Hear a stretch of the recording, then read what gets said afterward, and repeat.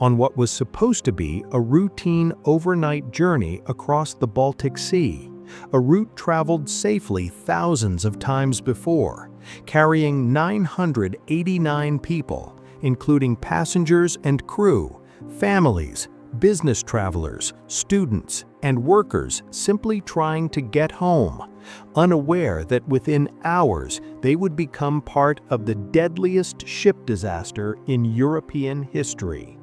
The MS Estonia was a modern roll-on, roll-off passenger ferry built to transport both vehicles and people efficiently, featuring a large bow visor that opened to allow cars to drive directly onto the vehicle deck, a design common at the time and considered safe under normal conditions. Yet on that night, the Baltic Sea was anything but normal. As powerful winds battered the ship, waves rose violently, and the ferry began cutting through the darkness toward open waters. Shortly after midnight, passengers began feeling intense vibrations, loud metallic crashes, and sudden shifts in the ship's balance, sounds that echoed through the corridors and cabins, confusing many who assumed it was simply rough seas. But these noises were the first signs of a catastrophic structural failure that would soon seal the fate of the vessel.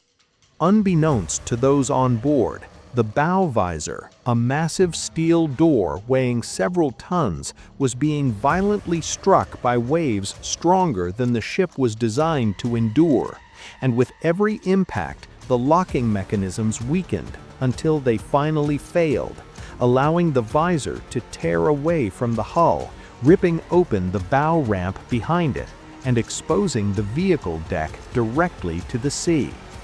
Once seawater rushed into the vehicle deck, the ship lost stability almost instantly, because unlike other compartments, the vehicle deck was a wide open space, allowing water to spread freely from side to side, creating a deadly effect known as free surface effect, which caused the ship to list heavily and uncontrollably within minutes.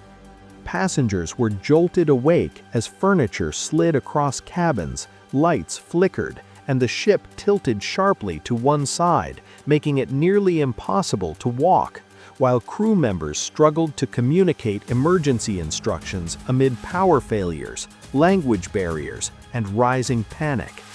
There was no clear announcement, no calm evacuation order, only confusion, darkness, and fear as people tried desperately to find life jackets, locate exits, and help their loved ones while the ship continued to lean further, sealing stairwells and trapping countless passengers below deck.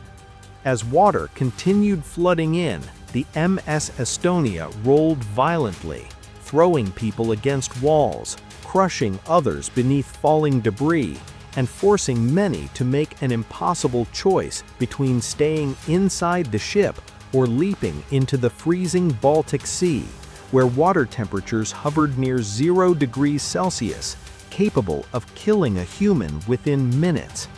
Survivors later recalled scenes of unimaginable chaos, screams echoing through tilted corridors, parents searching for children, strangers pulling one another toward exits, and crew members attempting rescues even as the ship's fate became undeniable. Within less than an hour from the first signs of trouble, the MS Estonia capsized and sank completely, disappearing beneath the waves at approximately 1:50 a.m., leaving only debris, lifeboats, and hundreds of people struggling in pitch-black waters, battered by storms and waves that showed no mercy. Rescue operations were delayed by the severe weather, poor visibility, and the sheer speed at which the disaster unfolded, meaning that by the time helicopters and ships arrived, many had already succumbed to hypothermia, exhaustion, or drowning, and only 137 people were ultimately rescued alive. At this moment in the story, If you value deep investigative documentaries about real maritime disasters and want to support this channel, consider liking the video and subscribing to Ocean Disaster Films, because every subscription helps bring more untold stories from the depths to the surface.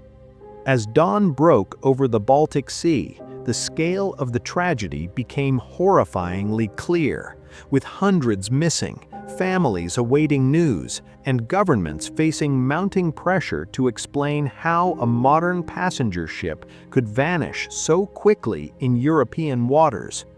Official investigations conducted by Estonia, Sweden, and Finland concluded that the bow visor failure was the primary cause of the disaster, stating that the locks were unable to withstand the storm forces, leading to rapid flooding of the vehicle deck and inevitable capsizing.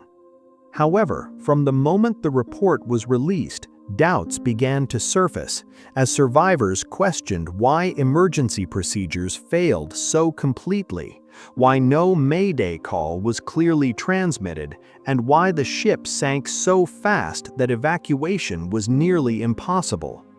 Even more controversy erupted when governments involved decided not to raise the wreck or recover the bodies, declaring the site a maritime grave protected by international agreement. If you found this story powerful, unsettling, or important, make sure to like the video, subscribe to Ocean Disaster Films, and share this documentary so these stories are never forgotten. Because the ocean remembers everything, even when we try to forget.